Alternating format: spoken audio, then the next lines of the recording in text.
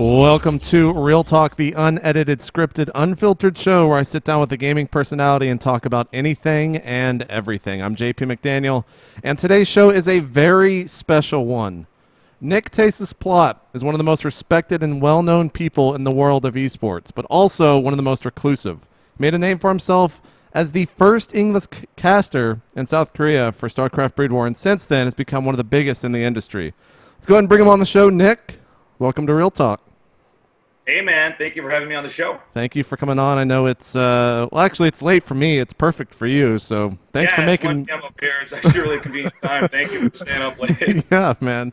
So the first question I have for you, just right off the bat, is where did the ID Tasteless come from? I was about maybe 14 years old, 15 years old, and I had a couple StarCraft IDs, and basically I flipped open a dictionary and closed my eyes and pointed at a word because I didn't know what to name myself, and the first word I got was Tasteless. I thought I was going to have to do it a couple times before I actually got an idea that I liked, but yeah, I got Tasteless, and it's great. I'm happy with the idea. It's pretty sick. Did you have any other IDs before that you used when you played, or was it always Tasteless? Did you have any really obscure, silly ones? The first idea I ever had was I thought that Nigel. I thought the name Nigel was really cool when I was a kid. In retrospect, it's not that cool. I mean, no offense to viewers named Nigel, but I don't think it has the stickiness that Tasteless does. I really like Tasteless. All right. So I'm going to refer to you as Nigel then for the rest of this episode. Is that cool? It's going to come haunt me forever, right? Everyone's just going to call you that. So Right. Here on Real Talk, the first thing that we always go to right after the opening question is, of course, the childhood of the guest. So where were you born, and where did you grow up? I was actually born in France, in Grenoble. I was only there for like maybe a year and a half or something. Then my parents moved to Florida, where my brother was born. And, you know, we kind of ping-ponged around. My parents got divorced in Switzerland. And basically then we moved to Kansas City with my mother, my brother, and me. And I grew up mostly in Kansas City, basically, and occasionally visiting my dad abroad. Was there a reason why you moved around so much? Was it your parents' job that made you do that? Or? Well, my dad's a journalist. He's okay. currently working out of Indonesia for the Jakarta Globe. And basically, yeah, we ping-ponged around a lot because that's what his job required. Yeah, so that was basically why. Would you say that you're closer with your mom or your father? I think my brother's closer to my mother. I'm probably closer to my father. But I have a good relationship with both, obviously. But my dad's he's like old Tasteless. Does this make sense? Mm-hmm. Mm-hmm. Yeah, so... But yeah, I'm super close with him. He's not that far away. He actually does some work occasionally in Korea, so I can see him pretty often. Has he ever seen you cast some of these big tournaments? Actually, funny story is the first time I ever casted anything major was in Singapore, where my dad happened to be down there working in Singapore, and so I was already like super stressed out because I was like, shit, you know, there's like a lot of responsibility. I got to cast these games and stuff. And then my dad was down there too. So yeah, my dad was actually at Singapore and saw me cast, and Awesome. actually saw my brother playing. He was playing down there too. Oh, that must have been awesome. So let's talk about school for a little while, because I'm very interested to see, or rather to know kind of what school is like for you. So grade school, starting with that, what were you kind of categorized as? Were you the class clown? Were you the bully? Were you the nerd? What were you? I would say in elementary school, I was maybe a class clown, I guess. Actually, here's what I was, man. I was the kid that never did his fucking homework. You know that kid when you're in elementary school? Yeah, I never, ever did my homework. I think I was in, what was it? I was actually, it was first grade. I remember I got my first homework assignment. I just looked at it and I'm like, I can't do this. And I just put it back in my backpack and got it on my computer. But I was a pretty social guy. And then, I'd say around high school, I ended up going to an all-boy Catholic high school. Really? Which is fucking terrible. I hated it. It was one of those kind of, you know those like classic, like kind of macho sports schools? Yeah. Yeah, it was kind of one of those things where, I don't know, I didn't like it, I didn't enjoy it. Basically what I did was I signed up for just computer classes because I'm from this really small sliver of this generation that was there when the younger people always knew more about computers than the teachers. So I discovered if I took these programming classes, basically what I could do is I could go on the internet and just cheat and download the programs and install them onto the computer and show my computer teacher that did the homework. But what I was actually doing is I was just on the internet browsing and looking at StarCraft sites, reading strategy forums and stuff like that. Wow. Okay. And then the other classes I would just sleep, or I figured out some like cool methods to skip out on classes. Yeah. Because I just hated high school. So like I would do stuff like I figured out that, you know, if I told a teacher that I had to go visit my guidance counselor, I could go leave because they can't stop you if you're like, oh, I have to have a meeting with my guidance counselor. So what I'd do is I'd leave and then I'd hang out for like maybe, like 40 minutes or something. And then in the last 2 minutes, I would pop into my guidance counselor's office. She'd be like, hey, how are you doing? And I'd talk to them for basically a minute. I'd be like, I just want to leave class and, you know, check in with you or something. And then I'd be like, can you write me a note? I got to get back into class. And they'd write me up a note. And then I walk back and I'd show the teacher that I have a note that I was at the guidance counselor's office. And yeah, so I mean, there you go. To sum it up, I did not like high school. Was there a something you did in high school or grade school that was kind of like the most evil thing you did or anything like that maybe got you sent home or detention or anything like that? Was there any one big moment? I don't know if I'm really that interesting as far as high school goes. I basically, I didn't do very well. I'm actually lucky I got into college. I think I got into college based off an interview that I did. But no, I think I was very detached. This is, of course, when StarCraft came out, so I kind of fell in love with that and grinded a lot with that. I basically stay up all night playing StarCraft. And then what I do is I just sleep through my classes. You didn't play any sports, right? You went to a pretty jock school, like you said, but did you play any sports? Or a lot of the guys on here have run track. You didn't do that, did you? No, man, I didn't do anything. I was on the chess team. Oh, okay. Yeah, I did chess. Okay. But like a lot of the other things I got interested in, like I tried to learn guitar in college and some other stuff, but every time I learned something about like chess or guitar or something like that, I just realized there was stuff I was learning that applied to StarCraft. And so I would just like suddenly start playing more StarCraft again. Gotcha. You mentioned college. Where did you go to college? I went to Regis University, which is a Jesuit school based in Denver. And I actually had a really good experience there. I loved college. I think I really discovered myself. It's kind of one of those liberal hippie schools, liberal arts hippie schools. Does that make sense? Right. So I loved it. I had a great time there. I studied philosophy and minored in psychology. And did you graduate? No, I have, I think 3 classes left, which I'll probably never finish. Because I don't need it right now. I basically feel like I'm already college educated. Was there a reason why you dropped out? Was there something that happened, or did you just drop out because you didn't enjoy it? Oh, no. I mean, actually, my initial plan was to get a PhD or go to law school because I really love philosophy. I love reading it. Basically, you know, what was going on in college, I was doing really well. I was actually I was the guy who was paid to read papers. Like by the school, like I was a proofreader for college essays. And a philosophy tutor there, and I was on a partial scholarship for a parliamentary debate, and then basically I kept getting these gigs overseas. Like I went to Singapore, and then I went to Italy, and you know, eventually I went to Korea twice during this course of time. Now, of course, I'm starting to fail classes because I'm missing them. You know, college for me was sort of the opposite of what high school was. High school was a lot of apathy, but college actually, you know, it was a great experience for me. I love, you know, going to university courses and stuff like that, but. No, I basically, I got eventually offered a job to work in Korea to host for GOM TV because at the time I was the only person that was doing StarCraft commentary, and my reception was pretty good, which I'm thrilled with. And they offered me a gig out there, but I had to leave within a week. I had to make up my mind in a week. So I basically just told my family, well, I'm gonna go to Korea, and you know, I think there was probably some concern with maybe you should finish school or something like that. You know, so this just seems a little bit rushed. And I said, no, fuck that. I'm going to Korea. I'm fucking going to do this. You know, if it doesn't work out or something like that, then I can come back home and go to school later. But so within the course of a week, and by the way, the decision took me like a fucking 5-minute interval to conclude. I was like, oh, nope, fuck this. I'm going to go. So I packed my bags. I borrowed some money, which I paid my family back later, and I just went off to Seoul. Do you think that all the traveling you did in college kind of helped make that decision for you? Already being somewhat of a world traveler, the opportunity to just go to Korea was a 5-minute decision, like you said, because of that?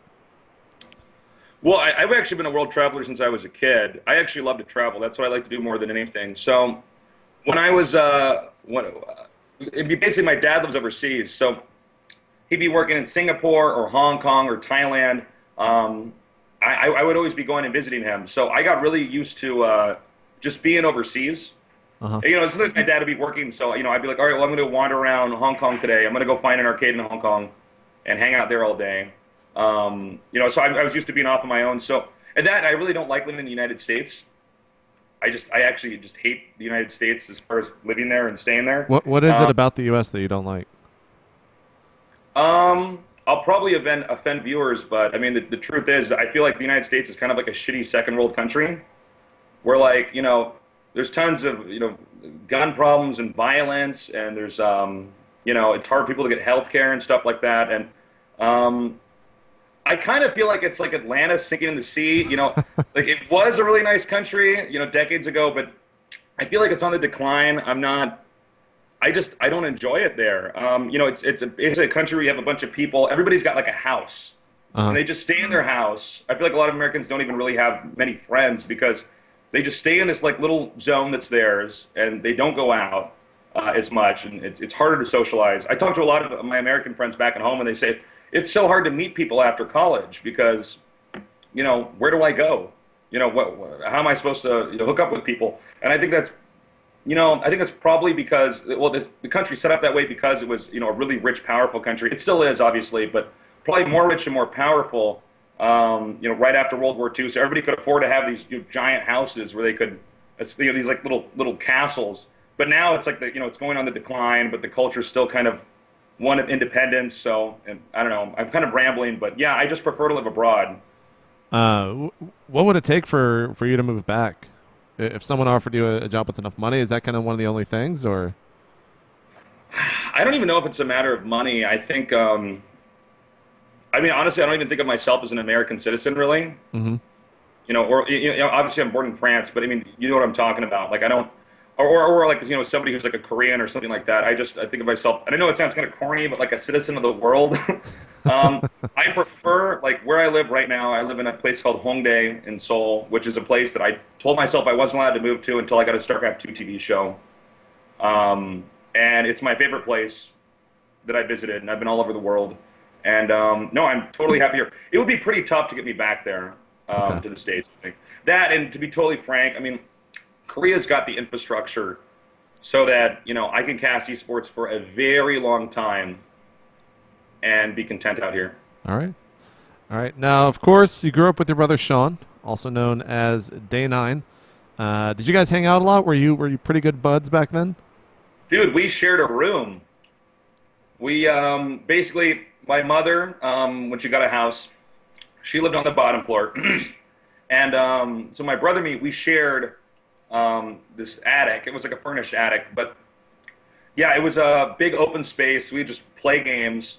And it's kind of funny because growing up, our mother would always catch us up late at night playing video games. And so we became like fucking ninjas when we had to move around the house upstairs because her bedroom was right below us.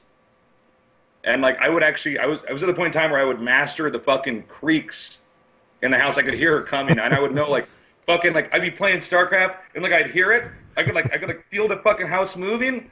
I was like Daredevil, and I would just like I'd hear it and I'd fucking turn off the monitor and I'd hide under the desk, and I could hear her open up the door, and she'd say Nick, and then she'd shut the door again, and I would like fucking put my headset back on, turn on the monitor, and like as I'm doing this, my shuttle like flies into fucking turrets and I lose.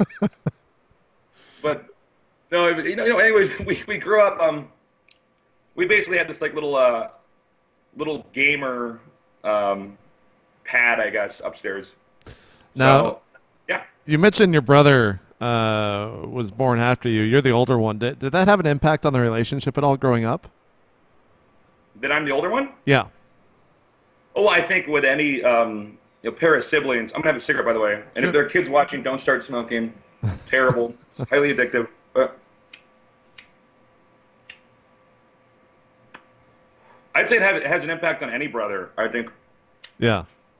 Do you feel like But did you kind of you take know, care of your brother in that sense or no? yeah, totally. Well, I was totally protective of him growing up, and yeah, he was. I think he was always like the studious one, and I was the guy who was always skipping classes. Gotcha, gotcha. Now, of course, I gotta ask because this has been kind of the thing on the forums and on Reddit to say.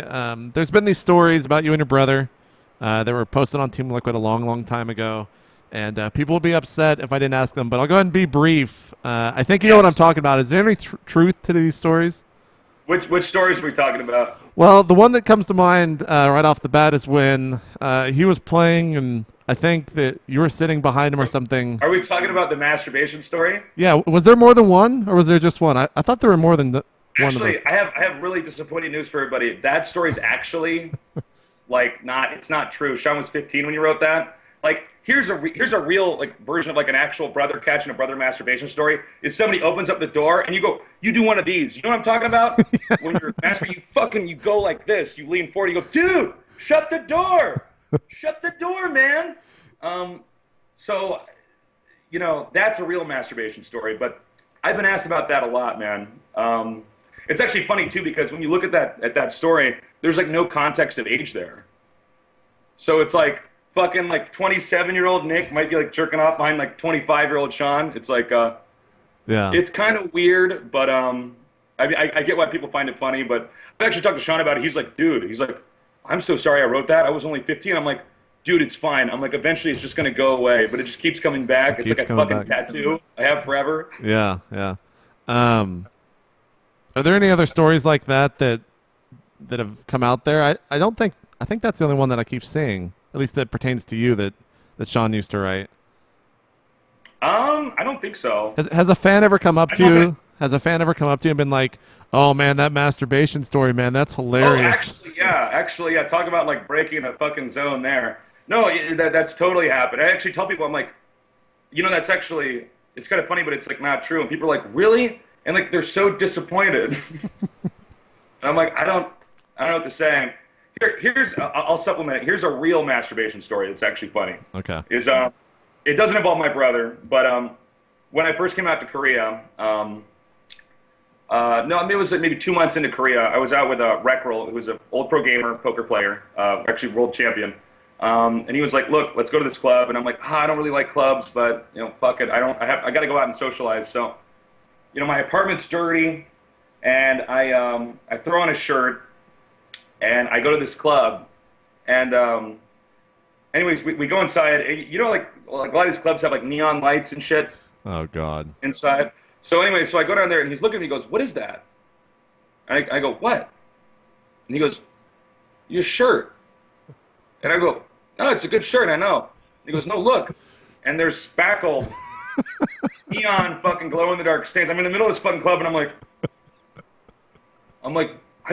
somebody needs to give me the fucking sweatshirt right now. But that is a real masturbation story. There you go, guys. There you go, guys. Tell that one. Don't tell the fake. Don't tell the fake one, man. So I got a lot of questions about you and your brother, but first off, I just want to talk about your career, and we'll of course come back to that. So don't worry, guys. We will bring up Day 9 once again. But I know that you're also a huge old school game fan these days. What was your favorite game of your childhood, if you had one? If you could like classify one as your favorite. God, man, I played so many games. I would have to say, out of all the games, I would have to say, actually, I was watching some of your shows earlier. Total Biscuit mentioned this game too. Guardian Heroes on Sega Saturn. Ooh.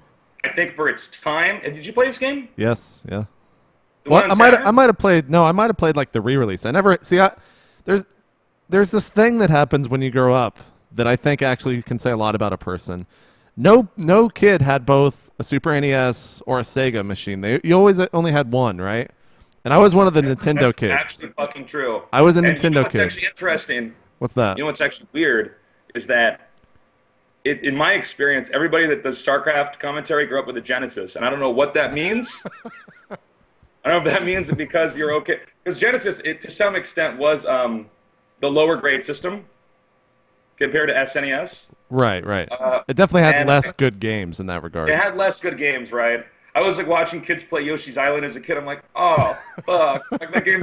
I'm having to convince myself that I'm like, no, but Sonic and Knuckles is gonna come out, and then I beat that in a fucking afternoon. And I'm like, fuck, man. No, but I think maybe that's why that you have more people that are more comfortable with these a game with lower end graphics like StarCraft. But Yeah. no, I was probably more of a Sega kid. And when I got to college, I modded my Xbox to have every old school game that I could Nice, nice. get. So I played all the Super Nintendo games in college, and then I finished most of the good ones when I got out to Korea. But no, Guardian Heroes had a massive impact on me. And anybody who ever wants to develop a game or anything like that should study that game.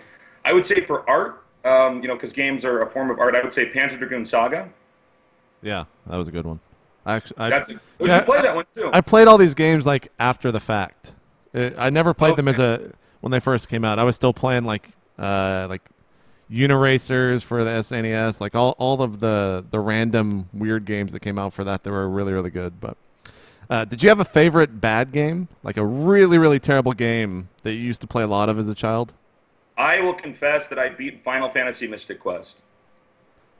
That game is fucking terrible. It's pretty bad. But it's not. I don't think that's made by SquareSoft or Square Enix. No, I don't think it was either. It was just it's produced or published or whatever. Yeah, they funded it basically. But I played that one. What else did I play? I would say that's the worst game that I ever actually played through and beat. Okay. I was sick for a week, so I just sat down, had nothing else to do. Now, kind of moving along to PC games. What was the first PC game you played? Was it StarCraft or did you play Warcraft before that? I actually played text games. I'm that okay. old. Okay. I played a game called Zork. I don't know if you heard of that game, but it's. Have you ever heard the line like, "You are standing in front of a White House with boarded window doors"? Yeah, that's what that game. That line is from that game. There you go. And I was like a little kid. I was maybe like second grade or third grade. Mm-hmm. And then eventually I got into graphic adventures, which is kind of that's a genre that they don't really make anymore. It's games like Monkey's Island or Day of the Tentacle or Indiana Jones, The Fate of Atlantis. But that was these kind of adventure puzzle games where you have like dialogue options. I think those games aren't around as much anymore because other games have just sort of taken their model and then added stuff to them. But or Sam and Max is another game like that. So actually, Adam at MLG, he plays King's Quest. That's another one of those kind of titles. But so then I started playing that, and then eventually I had Sean and me used to live across the street, maybe like a block away from this kid named Danny, and he had an older brother who eventually I believe now works at Interplay. But I would go over there, and he had all the game systems. And his older brother was this really cool dude who was like in high school when I was in elementary school.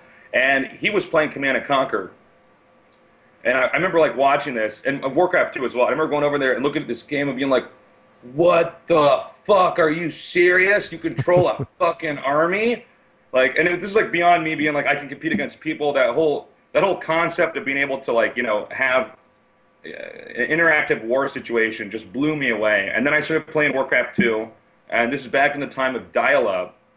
So, were you around during dial-up? Oh, absolutely, man. I fucking hated. Play like a 15-minute game and then I would rage so bad when someone would pick up the phone and fucking disconnect me. It's like, hey, don't pick up the phone. I'm on the internet.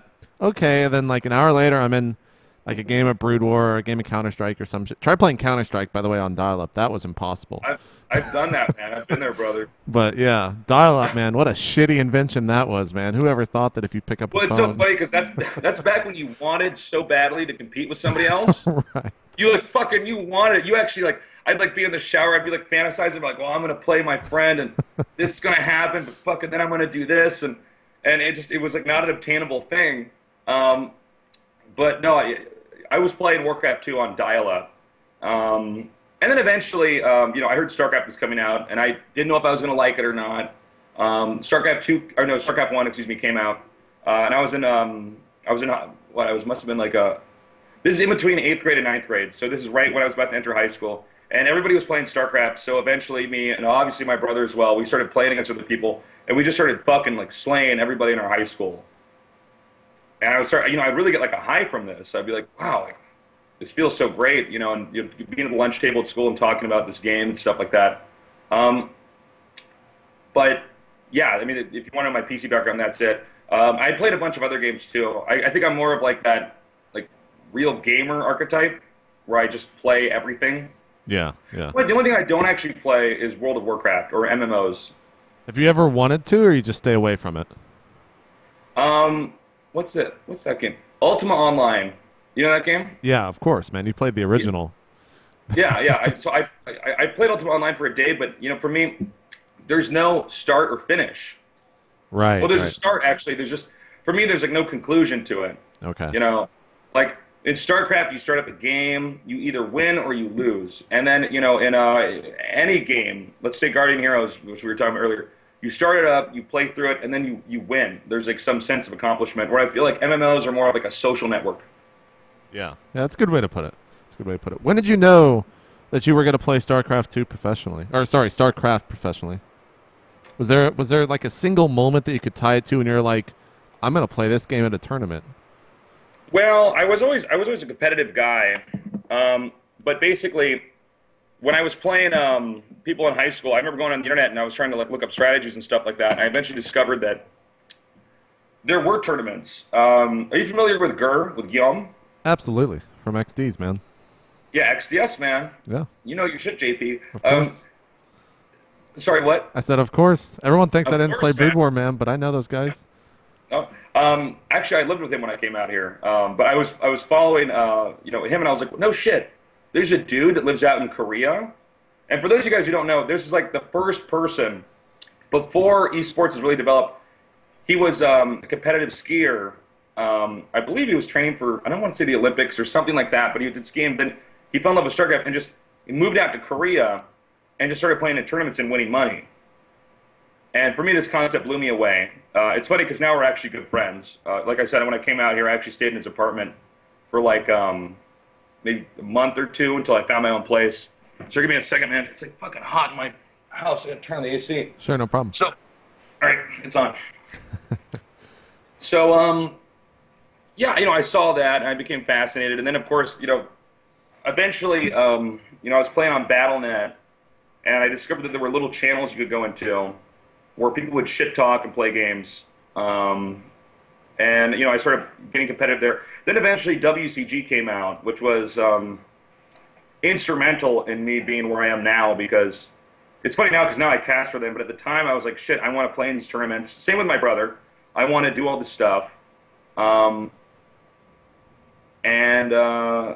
I started going to WCGs and playing there, and I think what I would say is it was a very slow process. Right. It wasn't like a switch. It wasn't like my decision to come out to Korea. That's the exact opposite. Gotcha. What did you have a high point, kind of in your competitive career? One that maybe with the result as well, just an emotional peak where you were just kind of like, this is it, or it was just a high point in your life with regards to competitive gaming, as a player, that is. As a player, Yeah. sure. I think it was 2005. I flew. Or no, I didn't fly. I drove out. Actually, it was like a 13-hour drive or something like that to Texas for a WCG qualifier. I practiced so hard for this thing. Like I practiced so fucking hard. I practiced with all these Europeans and South Americans because whenever WCG USA comes around, suddenly all the Americans stop practicing with each other because they have to compete against each other eventually. So I went out there, and actually, Noni Liquid Tyler was the other guy that was going to be out there, and we were basically we ended up facing each other in the finals. I came through the winner's bracket. He lost in an upset and was in the loser's bracket. And, he's a really good player. He's like fucking smart, man. So, I had a bunch of builds set up, and I beat him 3-2. And I mean, I was so stressed out at this tournament that after I won the first two games, I proceeded to go to the bathroom and puke.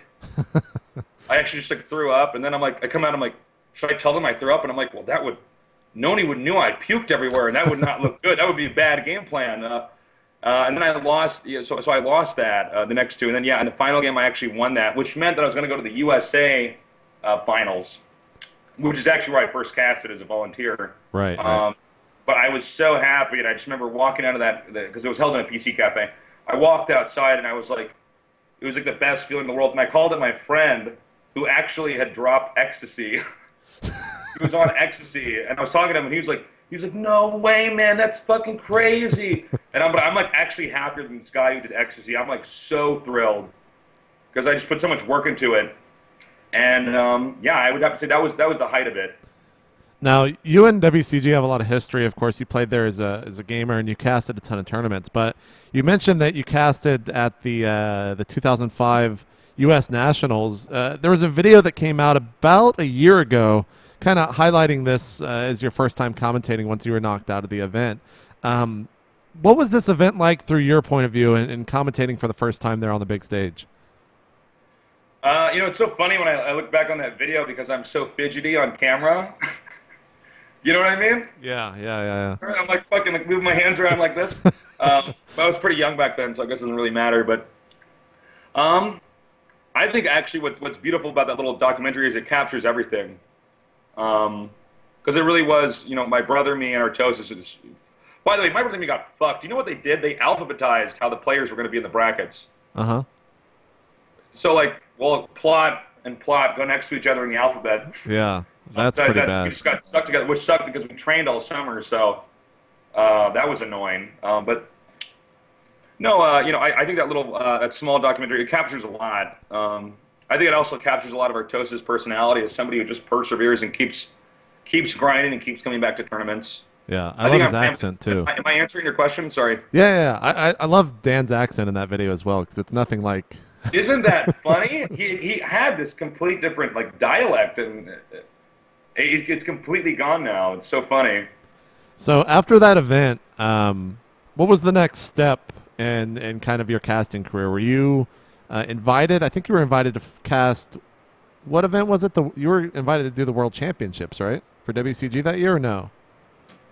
Yeah. What I did was there's actually a scene if you watch in that film that we were just talking about where I say it's actually so funny because it's almost eerie because it's actually been captured on film.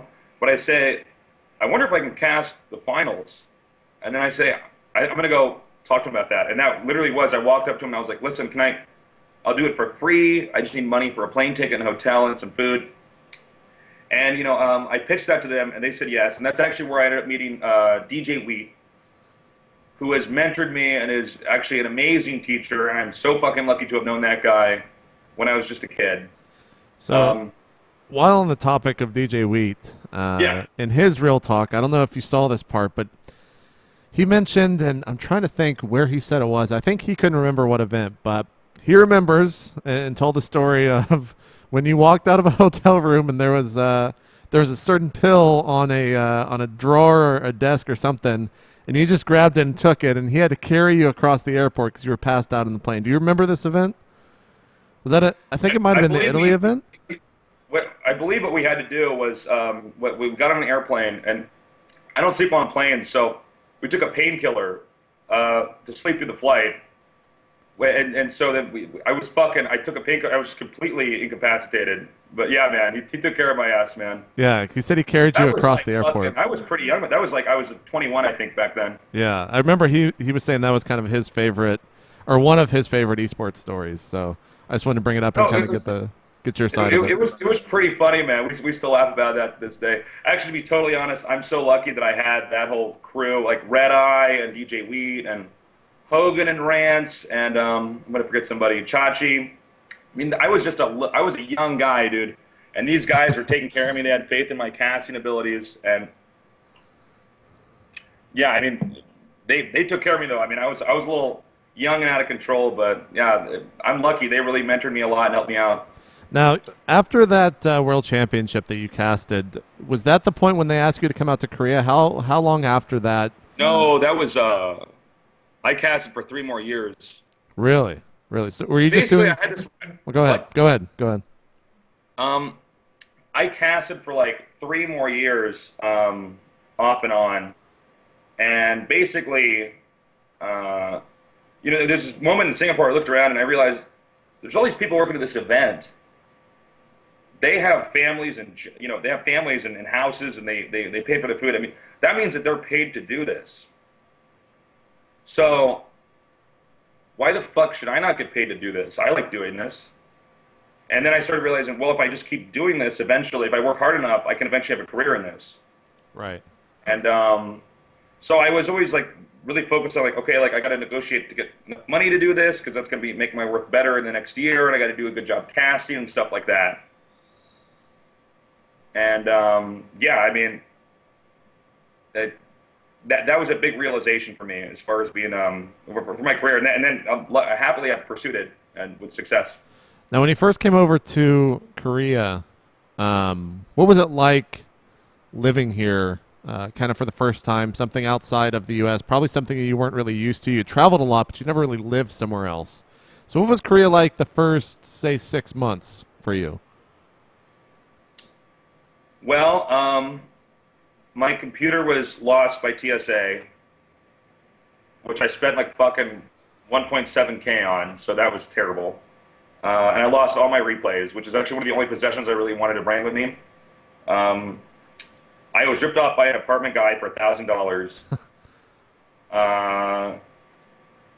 Yeah, it was really hard, but you know, I made it work. I stayed out here, and you know, I think it's happened not just with Americans, but with anybody, is like you gotta understand Korea is actually a completely fucking different culture. It's fucking totally different, like totally different from what you're used to in the States. You know, with Confucian culture and the history of Korea.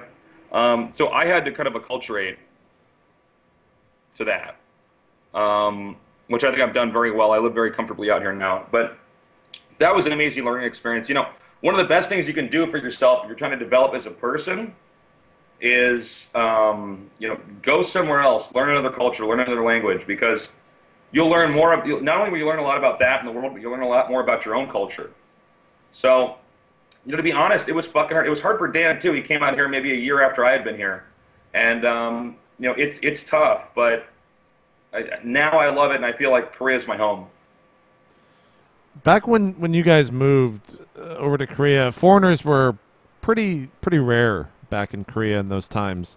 They still are pretty rare, actually, out here. Now, Noni, I think, went on the record, and oops, 1 second. So Noni went on the record, and this is actually from a community member. I'm sorry I forget your name, but it was a great question, so thank you for that. Now, he once said that those weeks with Tasteless in Korea were some of the best of his life. Are there any funny stories to come out of that, or was it just making them feel at home? You know, whenever anybody comes out here, because you look, there's actually like a lineage here. Like when I first came out to Korea, because I don't want people to think that when I came out here it was like fucking Tasteless was solo and shit. like fucking I was like, no, the first person to ever come out here was Guillaume. And then there was a series of other pro gamers, Elky and Reckrol, Sem and Legionnaire, and some others, Nozgul, who came out here, and they, you know, to them, there's somewhat of a community for them. And then when they knew that I was coming out here, because they all knew who I was, because I was only StarCraft caster at the time, they took it upon themselves to help me. Because you really cannot just like show up in Korea and get around. You know, and they were the ones that you know, helped me learn some Korean. I mean, obviously, I've been constantly studying Korean since I've been out here. Which it's funny because the more you study a language, the more you realize you suck at it. It's just like StarCraft. The more you learn, you're like, ah, oh, fuck. Like, but so they helped me out a lot out here. And I want to do the same thing for Noni when he came out to Korea. I wanted to show him around. I want to take care of him. You know, we did this for Rhett too. I've done this for Idra, and I did this for Dan. Obviously, Dan does it for other people now because he's so acquainted with how it works out here. But yeah, you know, I loved it when Noni was out here. You know, Noni, well, Noni, me, actually are well, actually, we're all, you know, we're all from media, right? Which is right. Actually, it might as well be the fucking esports Illuminati now, because fucking everybody that was ever on media fucking has succeeded in esports. It's got we had me in Control, Artosis, Noni, Rhett, Skew, G5. Well, G5 doesn't play StarCraft 2, but I'm gonna forget somebody. I feel really bad. Machine was on there, wasn't he? Machine was on there, yeah. And you know, so these guys were all teammates. We all played together. We used to have a little like, chat channel where we'd all watch each other play and train together. And I think that's why North America and StarCraft 1 was easily one of the best countries, if not the best after Korea, when it came to StarCraft Brood War, was because we trained so hard together. So for me to have one of my brothers from media come out to Korea and help him out and take care of him and order food for him, buy him drinks and stuff like that, that was a great experience. Do you have any regrets about going over there the way you did? Any regrets at all? No, absolutely not. If there was anything you could really do differently about how you went over there, would you do something differently, or? No. I'm sorry. Yeah. No, that's good. I'm totally content with the way I handled it. My decision, it might have been impulsive, but I feel it was also very calculated the way I handled it to come out here and do this and position myself. So yeah, I would not change a thing. I guess the only thing I would ever, I'm trying to think if there's something I could have done differently or done better. I guess the whole process for me when I was younger, just like when I started out casting or when I started playing StarCraft, it's a learning experience. So if I could go back to younger Tasteless and tell them something, it's not the same as if you go through it and learn it yourself. You know what I'm saying? Yeah. No, it totally makes sense. Now let's talk about your career of casting Brood War. One of the first things that I think I'm going to ask is, many people would be kind of quick to claim that your days of casting Brood War were kind of the golden years of Tasteless. What do you have to say to that? Well, I think the explanation is pretty simple. When I was casting StarCraft 1, I had been playing StarCraft 1 for, 6 years? I mean, I knew the fucking game in and out. Right now, we don't even have Heart of the Swarm out yet. So basically, for me, I was, back in StarCraft 1, I was like some fucking wizard or something. I would show up and I was actually, in 5 minutes, this game will end with Terran losing. And I was right. And then, there'd be another situation where I'd say, well, watch this. He's doing this. He's going to trick this guy. And then this is going to happen. But I knew that because I've been pro gaming for 5 fucking years. And even when I went out there, I continued to play a ton because my show at Gorm was only once a week. Whereas I'm working a lot more now, I have more projects. But, right. At the time, I knew the game in and out, you know what I mean? So now, StarCraft 2 comes out, and I think people want, Wizard Tasteless to fucking call everything correctly and do this. Dude, I'm learning the game like everybody else is. We all are. Imagine, my commentary in 6 years from now, assuming StarCraft 2 is still immensely popular. I think that's a difference. So a lot of times people are like, well, Tasteless was always right in StarCraft 1 or this and that. Or it's just the game's still new. We're still learning, We just saw Naniwa fucking do make a gateway in his main against Zerg and then expand off it. And I guess apparently you can fucking do that. As it turns out, you can do that. But I'm sitting there watching this along with our toasters, and we're actually just learning. We're like, oh, well, holy shit! All right, guys, welcome aboard. We're all on the ride with you. We're all going to learn apparently if this works or not. Where StarCraft had been out for so long, it was easy for me to make all the calls. For instance, I think if you look at my StarCraft 2 commentary from the first season of GSL, I would encourage people to watch that. I mean, StarCraft 2 was a dark, mysterious thing, man. It was being patched constantly. People were doing fucking crazy shit. Some people were just playing flat out wrong. All the Terrans were going 2 barracks against Protoss on 1 base. And the fucking Protoss just throws up a force field, or he misses and he loses. I'm like, wow, I'm casting this right now. But, the game hadn't been figured out. Right. It's funny because all these people were like, oh my god, Flash and Jaedong are going to switch over to StarCraft 2, and then they're going to fucking kill everybody. No, they're not. They got to learn the game like everybody else. I cast those games at MLG. Are they good RTS players? Absolutely. Are they fucking better than Nest T or MVP right now? No, they're not. They're just fucking not. Right. And so I would say anybody who's going to measure me on that, I mean, casting StarCraft 1 was easy. It was also more boring because I could tell you exactly what was going to happen because there was definitely a layout for how people were going to play. I mean, the game would kind of become a little bit redundant. So for StarCraft 2, is my analysis, for instance, is good? No, it won't be. It shouldn't be because I'm not, I'm human. I'm trying to learn it. For me, is it more fun and more interesting? Absolutely, because I got to learn along the way. Right. At GOM back in the day, you casted with Little Susie and then Super Daniel Man right afterwards. And I think you never casted with Dan at GOM, right? Maybe at the very end? No, Dan was working at IEG, which is a competitor to GOM. Okay. So he was basically a sports journalist, and I was a full-time commentator. What was your favorite and most memorable match that you casted kind of back in the day in the Brood War era there at GOM? I don't think I have one. Do you mean as far as like a game goes, or what? Yeah. Just like something that you casted that you'll always remember. So and so did this back in the days.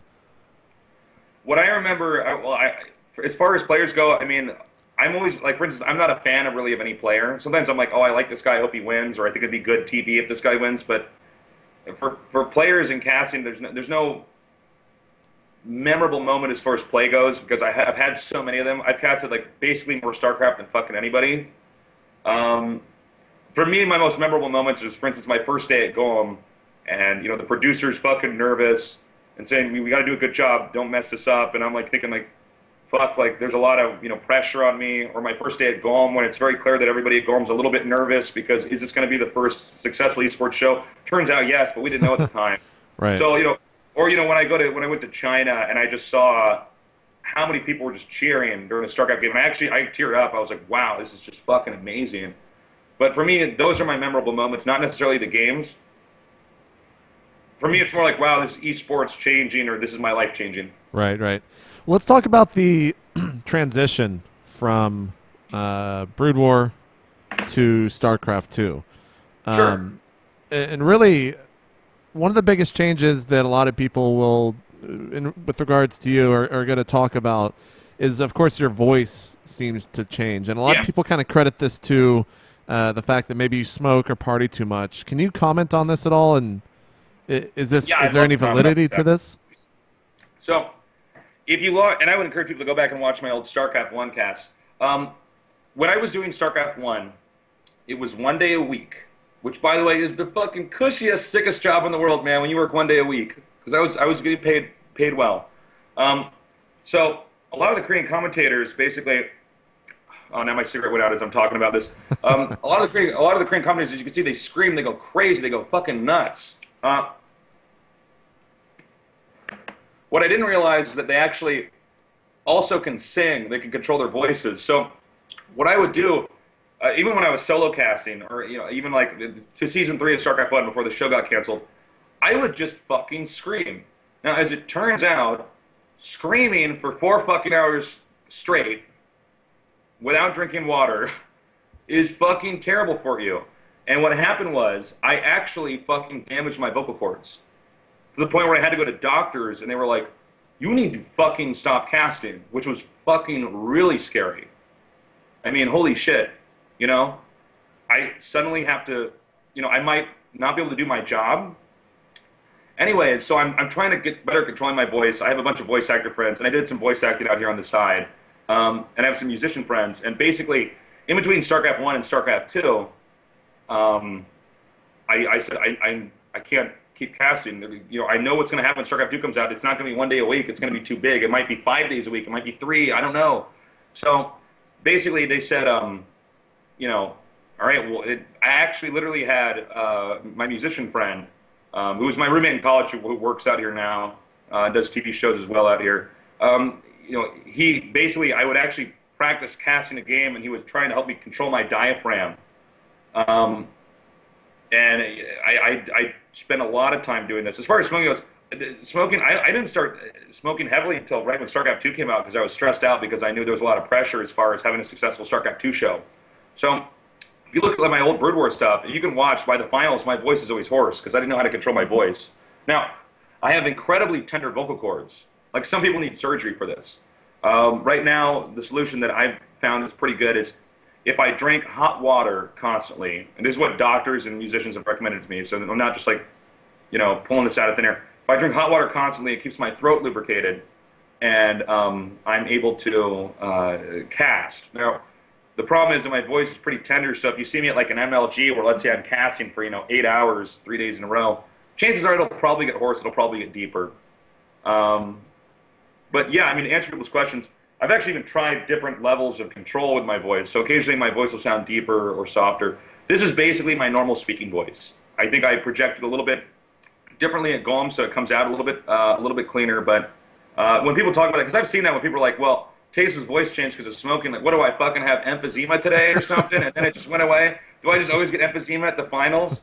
You know, or partying, man. Like, I can go out and get fucking hammered, man. You know, I can drink a bunch and go out, and as long as I'm not in a club or somewhere where I have to scream, which I don't even like clubs anyways. Unless I'm screaming, which would be screaming for 4 hours while you're drinking or something, which you're going to lose your voice the same way you would if you have to cast that much. So I'm happy now because like I can do 3 days in a row of Goem, and my voice is fine. You mentioned surgery. Well, go ahead, but I thought you were done with your sentence. What was after that? Go ahead. I was going to say, you mentioned surgery. What would... Do you ever see yourself kind of going down that path, or have you learned to control it better these days that you don't think you will? What I was advised about, because I had one moment, it was in season 3 of GSL, where I blew out my vocal cords so bad that I couldn't talk for 2 weeks. Like, I had to whisper. Like, I could not. It was, like, so painful. Which, I mean, I can't emphasize how scary this is because, like, this is actually, like, how I make money, you know? So, you know, at that point in time, people were like, listen, you are not fucking casting until you know, a lot of people, like, learn to breathe incorrectly. Like, I learned how to breathe through my chest. That's how apparently a lot of people breathe. You're supposed to breathe through your stomach. And I also, if you look back at my older voice, it's more nasally because I was talking through my head instead of using certain muscles in my chest. So I don't think I'm going to need to get surgery.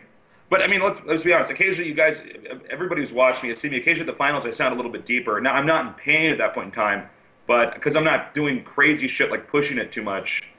But, yeah, I mean, it's a real thing. So, I mean, when people wonder about that, that's what it is. Now, on the same topic of kind of partying too much, it comes up on State of the Game a lot, and there's always kind of the running joke that Tasteless is this Van Wilder as kind of personification of the word party. Is this true? Like, are you really this crazy, or is it just being hyped up to some silly place? I mean, I would say I'm probably more fun to party with. I think I can answer that actually with a question. Hydra is made out to be this fucking complete villain who's a motherfucker who fucking watch out because Hydra might punch you in the face and Hydra rage quits and all this stuff. Now, you know Hydra, JP. What is Hydra really like? Yeah, he's a nice guy. He's fucking normal. He's like totally normal. You know, I'm not. I think sometimes because I've heard people talk to me like this, and I'm like, what? Like, I don't think I party more than anybody else. If you know somebody likes to party, that's basically me. I like to go out and have a good time. Gotcha. But yeah, I'm not that exciting. Yeah, I think that definitely gets blown out of proportion a lot. That doesn't mean I'm not great to party with, man. I'll take credit for that, but everything else, I'm like, well, I mean, come on, guys.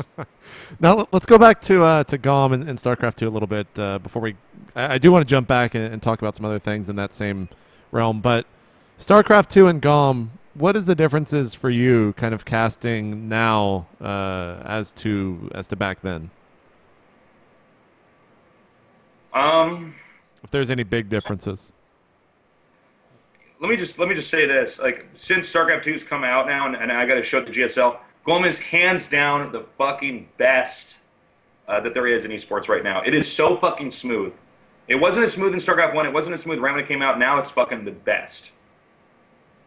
So, and I think there's a level of comfort now. I mean, before, the first season or two of GOM, I'd have some anxiety. I'm like, fuck, I called that play wrong. I didn't know that. I didn't know that the Blizzard had patched this, the day before, and void ray range had changed or something like that.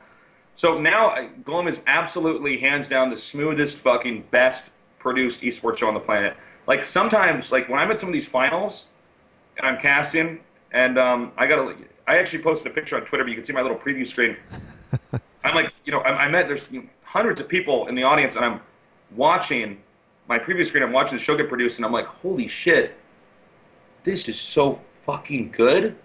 Like, there's nothing that even comes close to this. Or when you watch the finals, sometimes I'm like, am I supposed to be here? Should I be allowed to cast this? Like, how did I trick GOM into hiring me? I'm just some fucking nerd. It's for me, it's been amazing. I'm so grateful I've been part of that whole fucking experience because, man, like, things are so smooth now. The biggest hiccup we ever have is when I kick my headset cord out of the. There's no problems. And that's not to knock on any other event because, of course, you bring all your equipment to one place or you have one weekend and it's a marathon. That's different. But I'm really happy to say that I'm part of the first I'm part of the very first successful esports show that makes money. You mentioned those pictures came out kind of showing the set that you guys use, and a lot of people were surprised at that. They didn't really know kind of the magic that TV can sometimes have Oh, I on know, man. how or what you're seeing. Are there any more tricks like that that GOM does, or that some of these other tournaments do that you think people would kind of be surprised about? We all have makeup on. There's an HD version of this shit coming out. The acne can't hide, guys. No, I think GOM does a great job with their camera cranes. I think they pick the right music, which is a very difficult job, by the way, to pick the right. I mean, they have if you notice when you watch GOM, I mean, it's something subtle. There's a different song playing if it's, in the group section, and one of the guys is going to be knocked out versus he's going to go down. You know what I mean? There's a different song that they play if it's in the rubber match. I mean, they have all this stuff set up. So Right. there's a lot that goes into television that people don't see. But yeah, no, it's funny because, if you see what I see, you see like a fucking ladder behind a camera or something.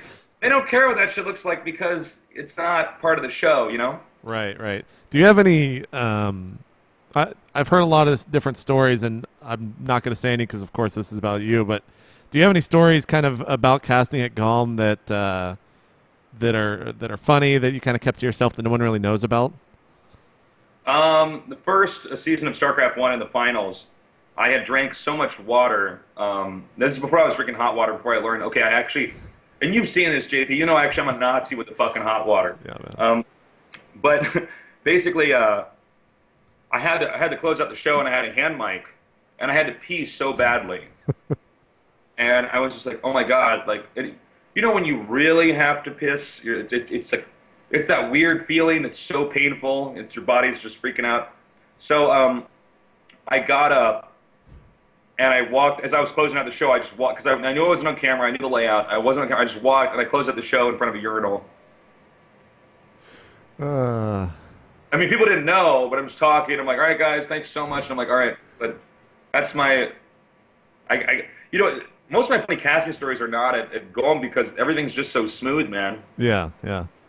All right. Well, let's kind of move on now and jump back to the kind of to the community and on the topic of being in the public eye. You've really seemed to keep your personal life out of view and basically disappear if there's really not a tournament to cast. Is there a reason to this?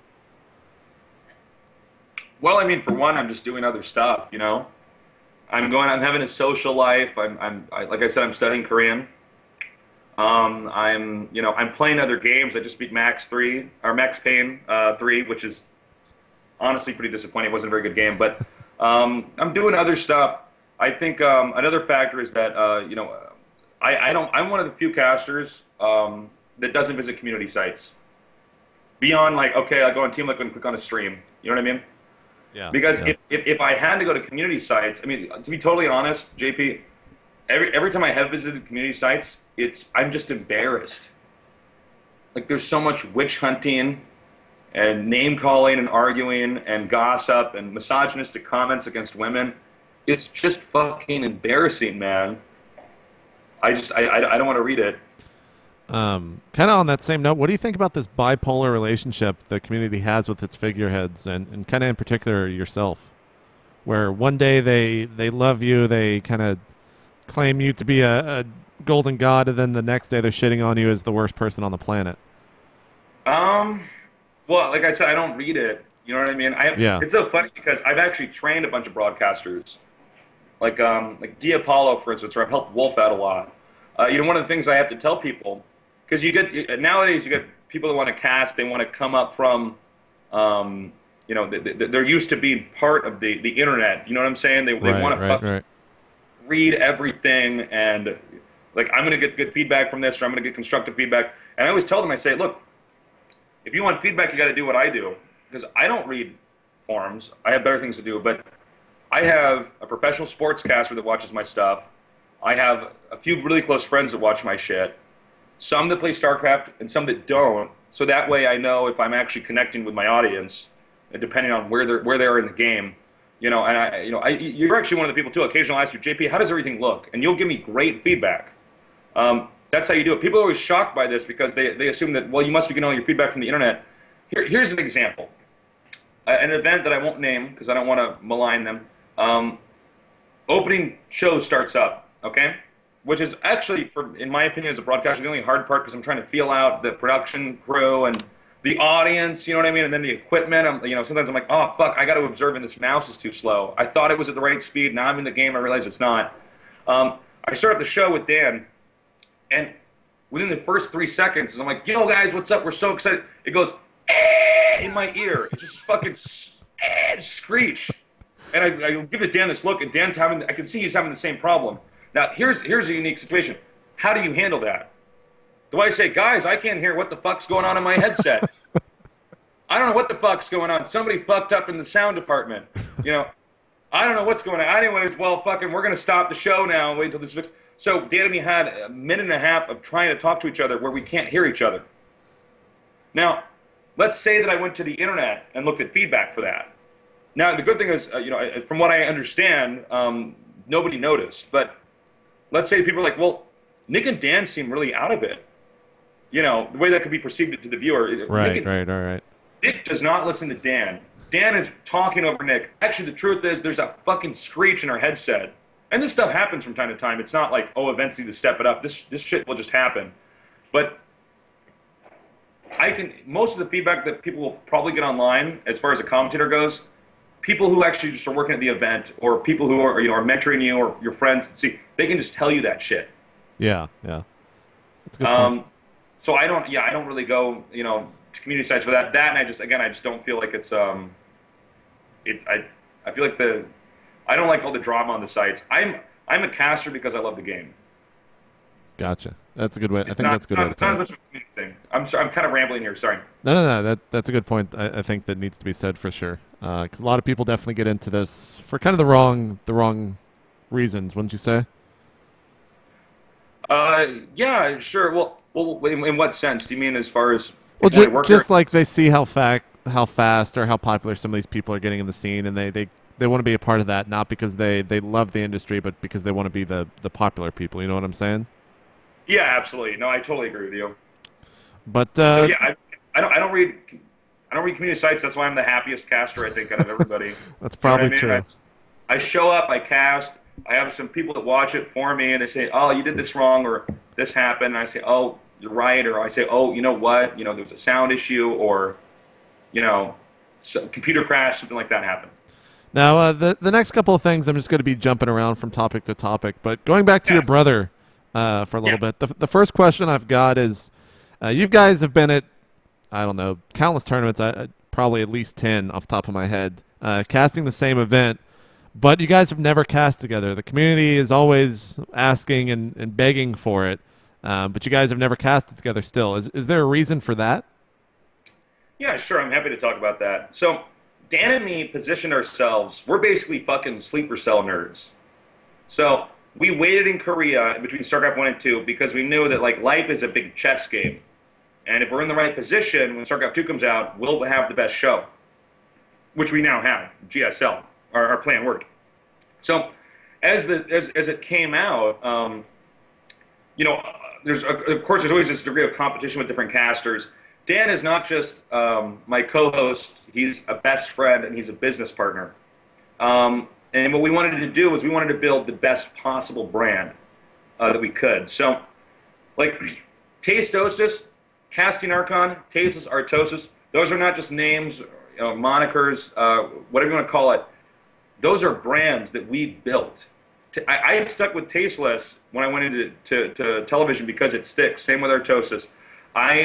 Tastosis, that's actually our idea. We actually came up with that, brought it up on the cast, started making jokes about it. Casting Archon, 2 Templars, what are they? They're 1.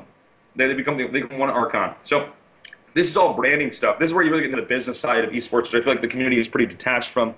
So we realized that we're much more powerful if we agree to do everything together. If an event wants to hire me, but just me, I say, nope, you got to hire Dan too. Or vice versa. We set something up where we wanted to build this Tasteless brand. Now, my brother, Day9 TV, is also another brand, and he's doing very well, and I'm very happy for him. Right at the start of StarCraft 2, we were worried that there would be some degree of market confusion. If I'm to cast with Sean, because let's face it, there's a certain degree of like, oh, it's the Plot brothers. They're two brothers. They cast the game. When I've spent over a year, actually years with Dan trying to build up this brand. So that would be a disservice to Dan, especially the start of StarCraft 2. I mean, now it doesn't really matter because we're basically on top, we're fine, but it's a brand we're trying to build. If we have Tasteless over here, but then we also have, it's funny because actually the brand, the Archon brand actually caught on so much that now everybody just mixes the names together. So I guess that was a successful marketing technique. But, and I even talked to Sean about this. Sean's like totally cool with it. He was like, look, dude, I get it, man. That's fine. Now I guess it doesn't matter as much. But at the time, there was some concern where it's like, well, I'm trying to make this thing with Dan where we can travel everywhere and we can cover each other. And, I've worked with Dan for years.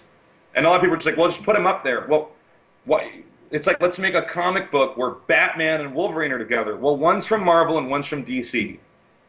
Those are different brands. Batman is from DC, right? Did I just fuck that up? No, he's from DC. You got that correct. All right. You're good. You're good. That was close, right? I'm like, Batman and Cyclops are different brands. Like, they're both in the X-Men Tasteless. So that's what's going on there. Because I had a lot of people be like, what's going on? I saw the, Daily 100. Why aren't you guys doing this together? It's just business. And Sean gets it and I get it. And everything's cool. It's, there's a lot of psychoanalysis that goes on in the esports scene that's just, it's just not true. It's simple. And like I said, Sean, me, Dan, we're all on the same page. So nowadays, it doesn't really matter. As you see, Dan and me, especially if we're jet lagged, we just break up the cast a little bit. We'll swap in and out with other people. But yeah, at the time, it was really just a branding thing. Is that to say that sometime this year or sometime in the future, however near or far that is, that you and Sean will eventually cast together? Yeah, I have no problem casting with Sean now. It was just, at the time, obviously, Dan is my primary caster because he's a best friend and we work together really well. And it's easy for us. We know how to handle any problem. So yeah, now it doesn't matter as much because Tasteless as a brand is established. In regards to your brother, he kind of obtained this almost this deity level within the StarCraft 2 scene where he couldn't do anything wrong, so to speak. The community would love him really pretty much for whatever he did. And as of late, that's starting to unscrew a little bit, and people are starting to call him a narcissist or whatever they really want to say. There's a lot more critics out there, I guess is the best way to put it. What do you think about that? Do you think it's good that's starting to happen, that he does kind of have faults and people are starting to realize that? Or, what are your thoughts on that whole situation? I don't want to put words in your mouth, so. No, you're fine. Here's what I would say is that I've been there, man. I was the StarCraft 1 guy. And there were no other casters. Talk about being put in a really good position. And I think it's a normal thing where you suddenly come out, any new commentator that comes out, right, and does a decent job, will always be like, holy shit, this guy's the best, we got to push him up. And then eventually they get to a level and then people will start, ridiculing them and stuff like that. I think Sean, has worked really hard, and I think he deserves the success that he has. I'm not surprised by it because I experienced it in StarCraft 1. Once a few other StarCraft 1 commentators came out, after about a year after I did it, all of a sudden people are like pitting us against each other, and he's good. I don't like this guy. He sounds stupid, or what's the internet? So it's like I don't like his face. It's always just terrible stuff. But I think it's natural that this happens because this is what happens when you become popular and when you become famous. Do I think Sean deserves it? No, I think he works very hard. I think he's a really smart guy. He's really down to earth. He's really nice. And of course, he's my family. He's my little brother. So I don't want anything bad to happen to him or anything negative said about him. But I think some of it's unwarranted. Right. Then again, to be honest, I don't read the forums. This is what people tell me, so I don't know. But honestly, I don't think he deserves anything. Do you watch a lot of what your brother does at all? When I have time, yeah. I always try to keep up with stuff. Okay. It's hard because I'm so busy. I just finished, a few days ago, finishing up the NASL finals. That was cool. But, when I have time. Same with Sean. Sean's busy as fuck. I don't expect him to watch every GSL. Right. Absolutely. I think we all are. So it's really hard to watch everything. That's a funny thing. Oh, sorry. Go ahead. No. Feel free, man. That's the funny thing is like, when you actually work in this industry, you realize everybody is so busy. Yeah. Do I have that much time to play StarCraft 2? Well, not a lot, man. I'm on airplanes, then I'm casting in a TV studio. Right. And the rest of the time, I'm eating and pooping. That's very, very true. Now, It's true, man. You and True as shit. you and Dan you mentioned that you kind of became and started this whole Archon marketing plan a long time ago. Now everyone really copies it and tries to emulate it. What is it about you and Dan and the whole Tasteless brand that works so well together? What is y'all's kind of secret, so to speak? I think it's that we're best friends. We actually are best friends. Like, my favorite moments in my career are when I get to board a plane with Dan, because I know we're going to be drinking beers or whiskey or something and having fun and hanging out. We're best friends. So there's rarely conflicts. When there are conflicts, that's tough, because then you're in a conflict with a friend. But I think it's genuinely just that we're friends, and we're both actually a little bit insane. We're both crazy ambitious. We were crazy enough to be in Korea before StarCraft 2 came out, for instance. I mean, that really says something. Everybody else doing stuff, from their home or from somewhere in Europe or wherever, but we were like, nope, we're going to sacrifice years of our life to be out here ahead of time, get acculturated, figure out the system so that we can do StarCraft 2. And I think that's why we've been successful. I think that we understand each other, we know our strengths and weaknesses. Right.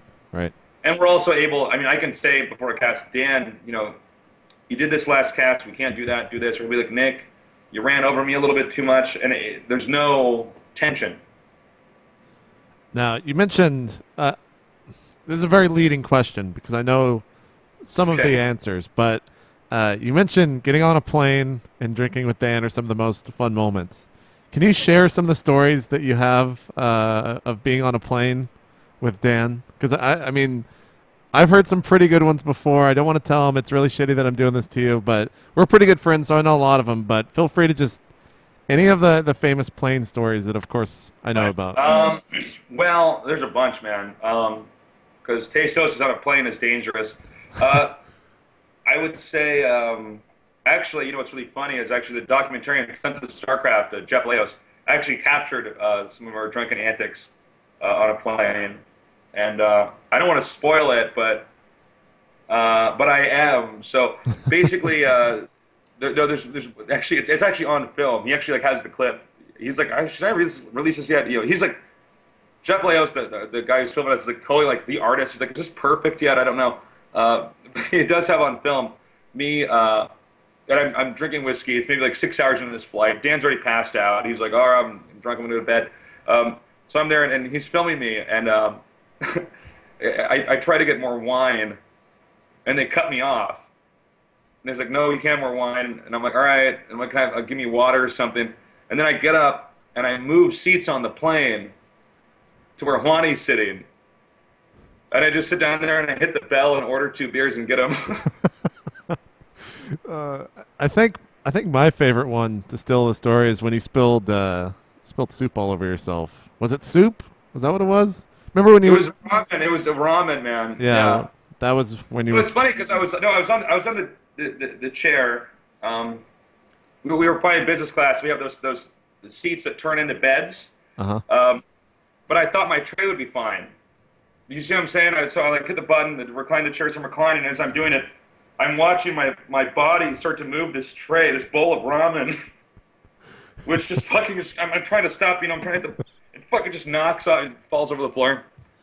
That's my story, JP. That's it. Yeah. Sorry, guys. I know a lot of these stories, so I'm basically telling Nick to tell you guys them. But I know, right? I'm like, well, JP, it's funny you asked. Actually, I got a great story about that. Yeah. Let's go ahead and move on. Sure.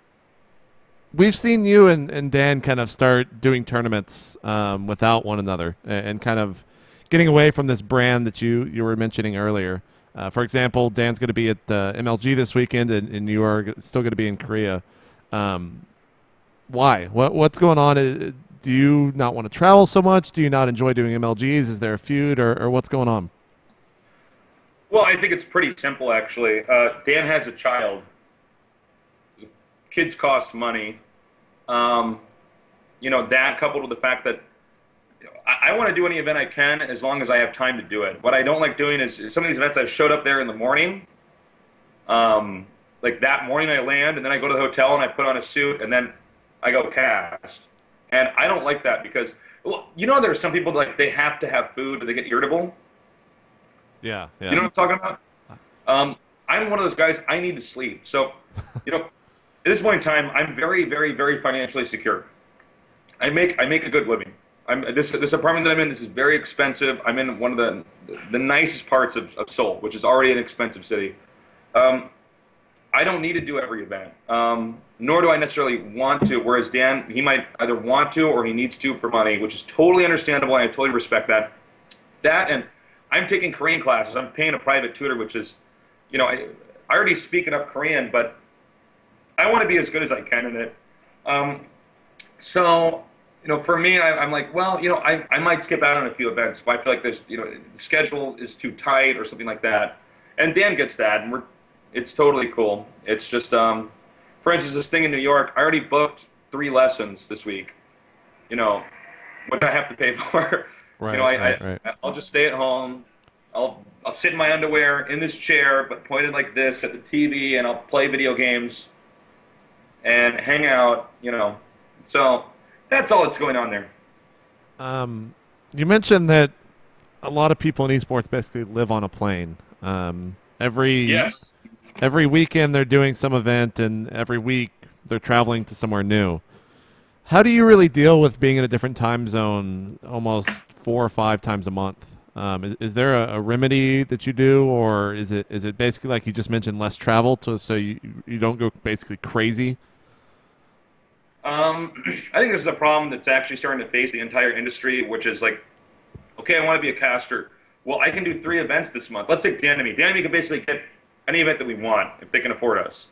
So, okay, Nick and Dan, you have a month off. It's in between seasons at Gom. Do you want to fly to 3 different countries on 3 different continents and cast them? Well, that's actually, until you've actually experienced what that does to your body, even the food, man, fucking eating hotel food or eating airplane food, which is basically garbage, like, it's hard, man.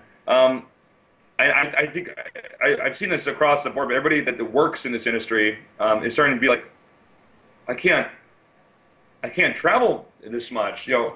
So for me, and I'm the lucky one because I'm like I said, I'm very secure where I am right now as far as my income and stuff like that. So if I don't want to go somewhere, I don't have to. But you know, some of these people that are trying to work their way up in the industry, they're just fucking on a plane constantly.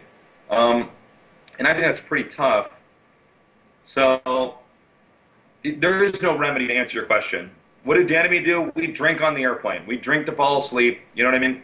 Right. But there's no easy remedy. You know, sleep cycles are huge, especially, you know, for a job where basically, and let's just be completely honest here. Like when you're a StarCraft caster, I feel like this is the hardest form of broadcasting.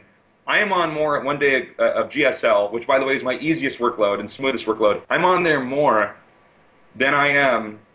Than a news anchor during an election cycle. Like, think about that. And election cycles, you know, are fucking, it's a crazy amount of work for a news anchor. And they have a teleprompter. And they have more commercial time. And they have more people to fill in for them. Right. So to be that jet lagged and to kind of, you know, show up and have to be on the ball, that's tough. On the topic of traveling a lot of people in the scene are pretty vocal about kind of battles with depression that they're currently having. I don't obviously need to name any names. So you said vocal with battles about depression? Yeah. Like a lot of people are saying that they're not happy. They're for whatever reason they're tweeting very like emo statements. That's probably a little bit too. Everyone obviously knows who I'm talking about, but there are other people that are very vocal about it.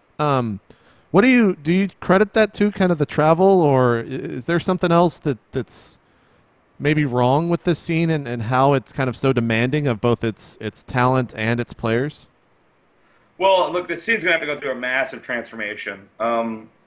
It's actually why I joined EMG, but we'll talk about that later. But Well, I think I have a lot I could say about that. I think for one, yeah, traveling that much is hard. You know what I mean? Are you traveling with your wife or your girlfriend?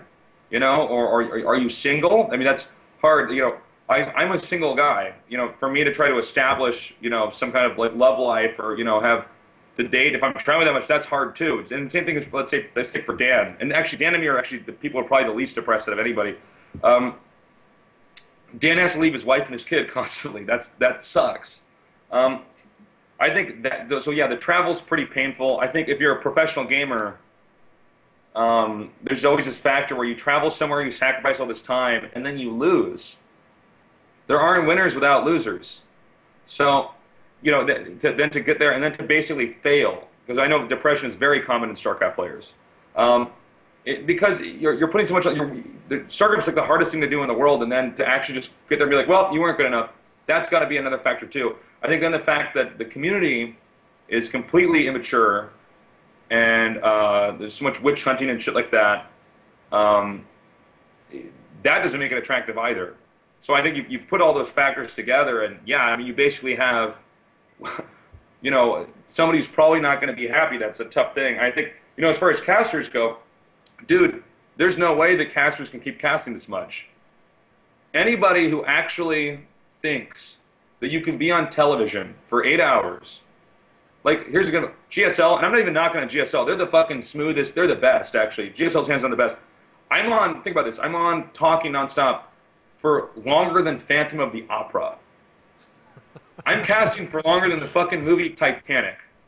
You know, and I'm not just talking, I'm talking without a script, without writers, without a teleprompter, without, I'm having to analyze the entire time.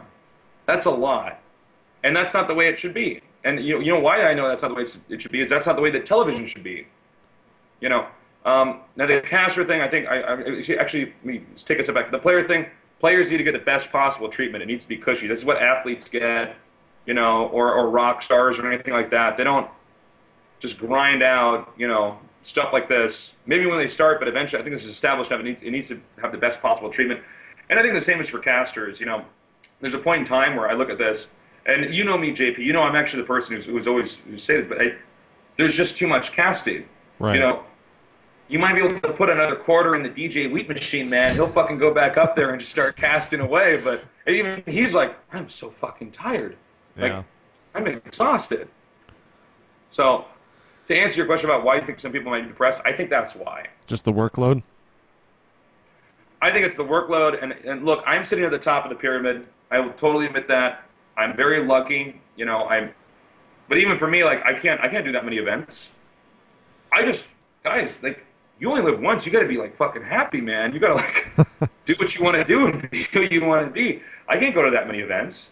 You know, I want to just relax, and I don't have that luxury. I mean, excuse me, a lot of pro gamers don't have that luxury. So what's the answer?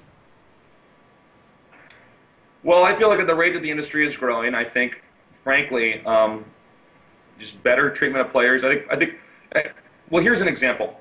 In Seoul, why is Seoul the best esports city, or in the entire fucking world, hands down? It's because there's an ecosystem set up here where you have actual coaches that actually live with you and watch your diet and watch how much you exercise and watch how much you play and manage your mood. A lot of these like teams that are out there are just okay. They basically just have a bunch of sponsors come in. They pay for the flights for the players and stuff like that. So I think the real answer is either all these pro gamers move to Seoul, or I can't imagine the other one that I'm about to say, but all these teams kind of step it up and get better handlers. Right. Do you think that we'll ever see kind of a centralized place outside of Korea? Do you think that one day it'll come to that point where here in the U.S. or over in Europe, where it's kind of already happening in Europe, where Sweden's becoming kind of the hotbed, but in the U.S. it's definitely from coast to coast. There's spots every other weekend where there's a big event. Do you think we'll ever see a centralized location here in the U.S.? No. Just playing no, it'll never fucking happen. Because here's the problem: is that you might have the infrastructure there. Let's just say you have the infrastructure. There's more people here that are better in Seoul that are going to win more shit. And if you have the players that are winning more shit, you get more sponsorship money. If you get more sponsorship money, then you can feed the players what they need to have in order to live a happy lifestyle and be functional and make it attractive. And for me, I just don't see that happening anywhere else. I think esports is huge, but I think it's not that esports isn't big enough. It's that Seoul is too good. Makes sense. That makes sense. Jumping around now. Seoul is basically like the perfect storm for esports. It's just too good. Half of Korea lives in Seoul. All esports events, with the exception of like, for instance, our GSL finals, which are going to go out to the beach on Busan, are in Seoul. So you have so many people that are so talented. It's an attractive city. I think in the next 10 years, it's going to be, Seoul will probably be recognized as one of those places like Paris, where, you know, it's one of those hot, sexy cities because it's a nice place to live. But I don't, again, it's not that you can't compete. Well, no, I guess you can't compete is what I'm trying to say. Seoul's too good. Seoul is just too fucking good compared to everything else. Sorry, go ahead. No.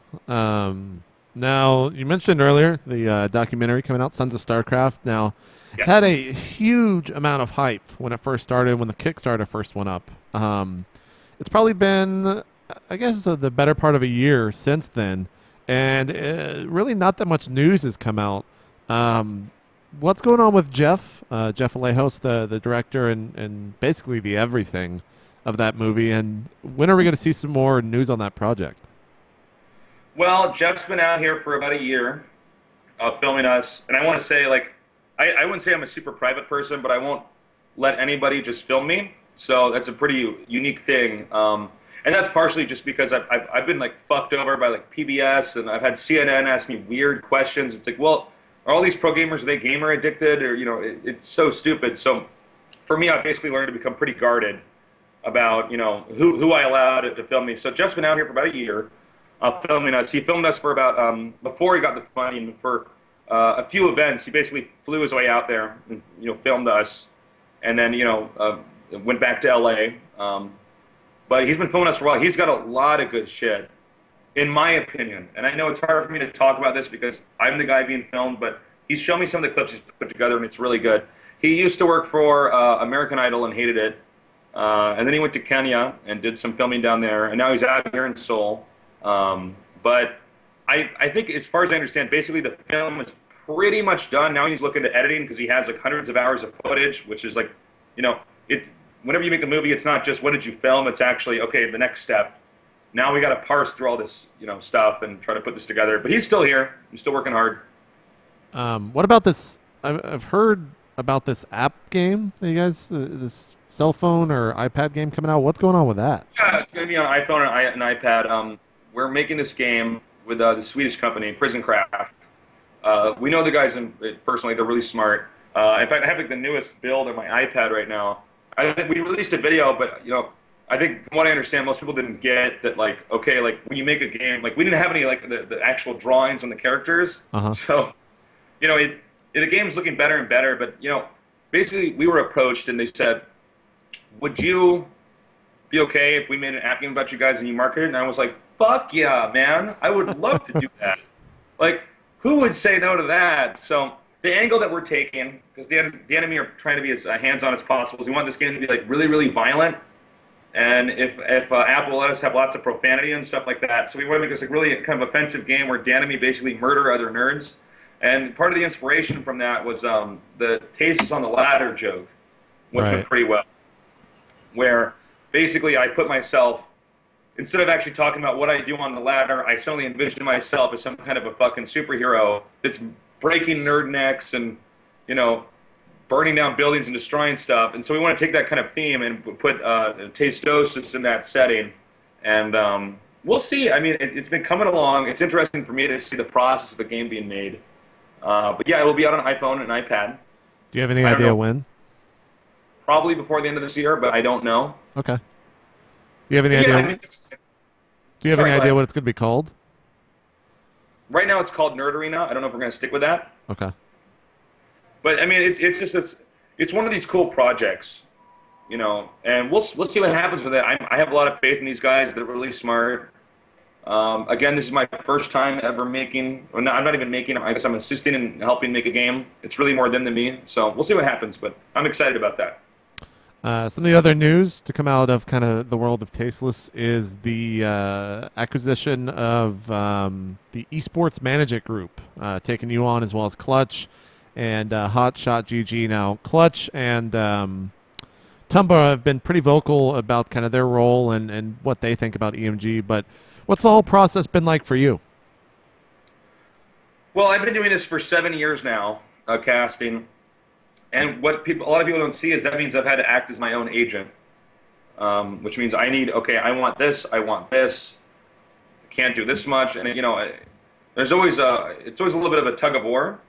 So, which I'm actually totally comfortable doing. I've actually advised a lot of other broadcasters and pro gamers on their contracts. I'm at the point in time where I feel like I'm starting to hit the ceiling as far as my ability, my comfort zone to get what I want and what I need and what I feel that I'm worth. And for instance, I would like to endorse products. Now, do I really have the time to have that dialogue back and forth while I'm traveling all over the world and casting a GSL and studying Korean and then trying to have a social life? Not exactly. So, they contacted me and I signed with them right away. I was very excited. I did some research on them. They're very smart. They're very with it. And yeah, they were. I'm really excited. I won't take credit for a ton of stuff, but what I will take credit for is I'm always the guy that's the first. I was the first StarCraft caster. I was the first person to move here to Korea for the purpose of broadcasting, and I'll be the first to have an agency that will fit my individual needs. Because the truth is, there's already actually agencies out there. People just don't know it. They're called teams. Teams just go and they acquire sponsors, and then they get a certain amount of money, and then they give the players, all right, we'll pay for your ticket, here's your salary, stuff like that. Well, for me as an individual, do I need to be on it, for instance, a team? No, of course not. What I need is, I want someone who can meet my individual needs. So I'm really excited to work with them. They've been really sweet and really smart every time I talk to them, so I'm very excited. Well, kind of winding down now here as we're approaching the end of my questions. Is the Nick Plot on camera, or I guess the best way to put this is Nick Plot a different person from Tasteless? I made a tweet that said, Tasteless might be Bruce Wayne, but Nick Plot is fucking Batman. I guess I can leave it at that. I just, I'm not a different person, but there's my on-air personality.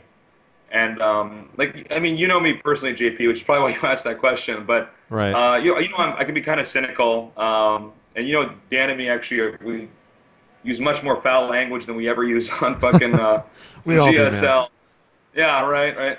But I would say Tasteless is somebody who I built that is partially inspired from my gaming, partially inspired from when I was a professional gamer, not just casual gamer. My nerd side, but it's a personality. It's not like Stephen Colbert or something. It's still me, but I would say there's always a little bit of a difference. But the truth of the matter is, I think everybody's broadcast personality is a little bit different. Yeah, I think that's a good way to put it. So to answer your question, there's a little bit of a difference.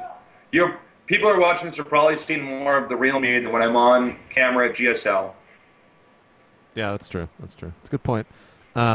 What's a normal day for you? Kind of morning till bedtime. What does that look like? Well, if it's a day that I'm working, I wake up. I go usually to a cafe, because the area that has a bunch of really nice cafes, and I'll read for a few hours or answer emails on my iPad, and I'll drink hot tea for maybe like 2 hours or something like that. This is a normal day. Occasionally, I don't know, I sleep in or something, just go to home, or I'm like up all night playing a video game or whatever. But so I wake up and I drink hot water to make sure my throat's okay.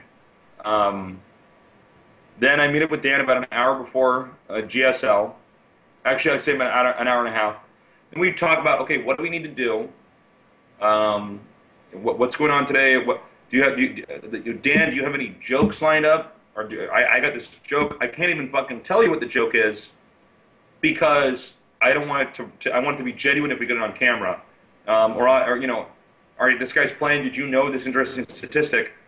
We'll meet up and talk about that, or talk about some other work stuff. Okay, we just got signed to go to Sydney in Australia in about a month from now. Like, okay, so then we'll talk about that. What do we need to do? How do we get ready? And then I'll go cast. Basically, before I ever cast a GSL, I make sure it's the most low energy day possible, so that no matter what, I have as much energy that I can deliver when I'm on camera. And after that, it depends. I mean, sometimes I go home and go to bed, or just go to my house, listen to music, or play games. Sometimes I go out, go to a bar or something, get some beers with friends. Yeah. So On a day that I have off, it just depends. pretty normal life then. Nothing. You're not jumping on yachts, jumping on G6s or anything crazy like that. Then, correct? No, no. I don't get into my golden helicopter and fly back to my floating castle. No.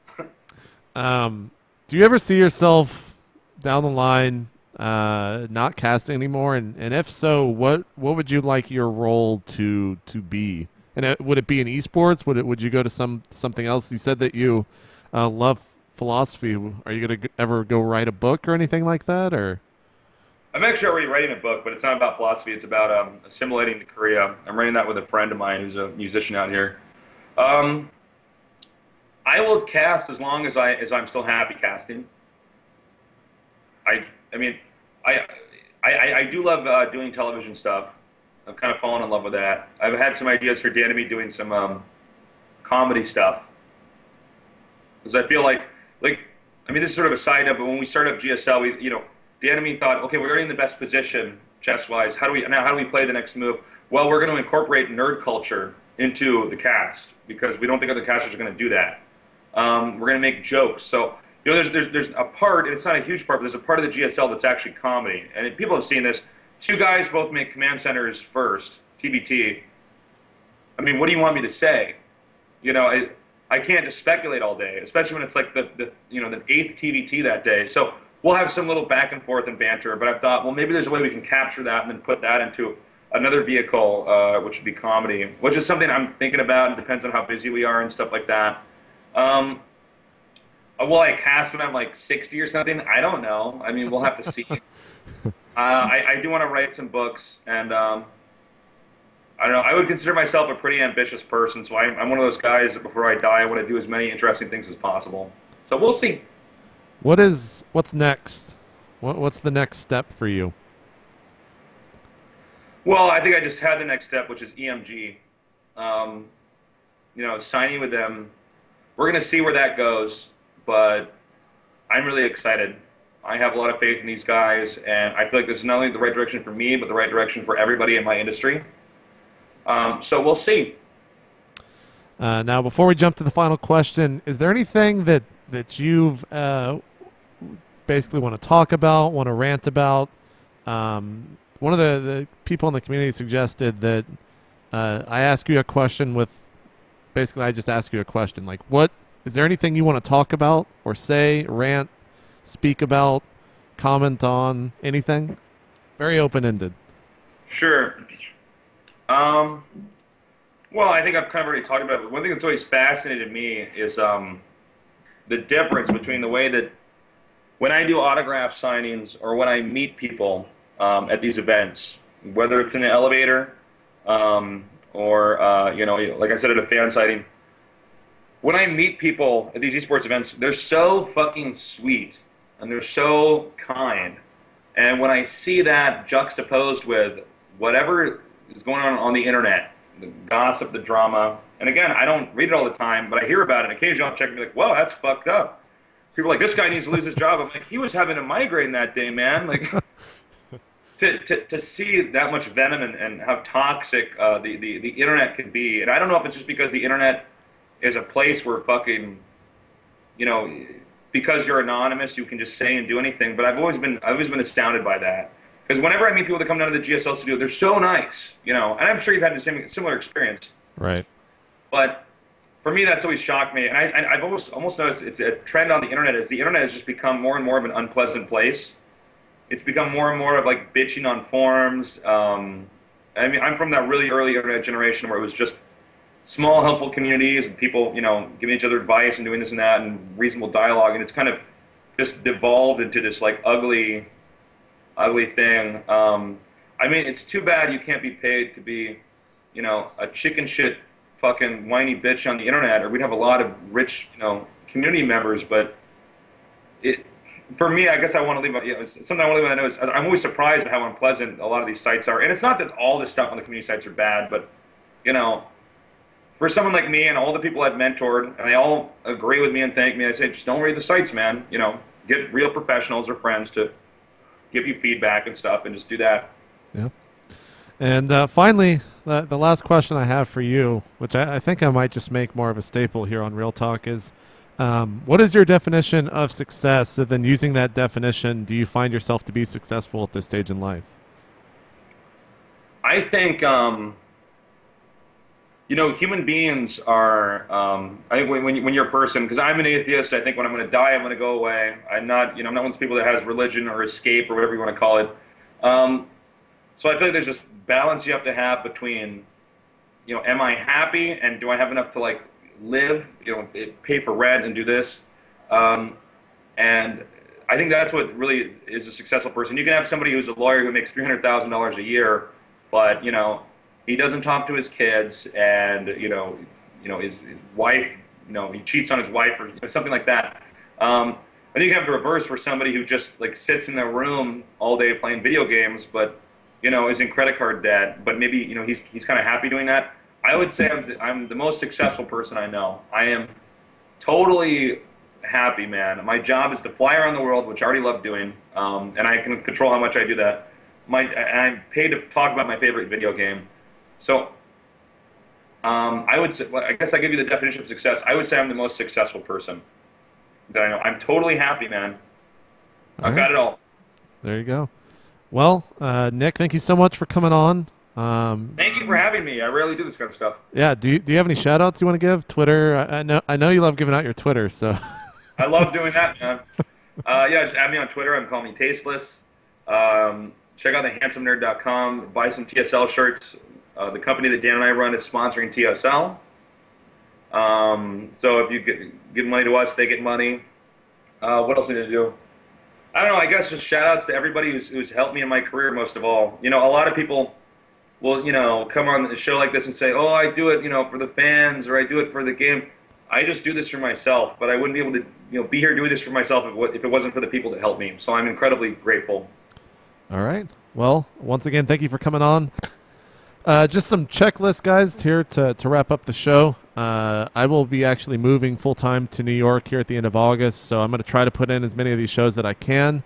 But moving is one of the most stressful things a human being can actually do. So bear with me. I'll try to get as many shows out there as possible. Please, please, please subscribe to me here on YouTube. That really, really helps out when you do that. I'll be getting some new artwork. You can already see some of it over at twitch.tv/@mejp, where I set up also a subscription model, so you can subscribe to me there. I don't run ads on the live stream, and I'm thinking about doing a lot of these real talks in the live environment as well, and seeing if I can do that and seeing how that works out. So let me know, leave comments, and once again, huge shout out to Nick. Coming up next on Real Talk, we will be doing an episode with Artosis. I've also talked to Carmack from ESL. He's very interested. Katz has been spoken to. Rotterdam has been spoken to. Justin Wong from EG might be popping in for an episode. A lot of people on the list, so I hope you guys will join me for that.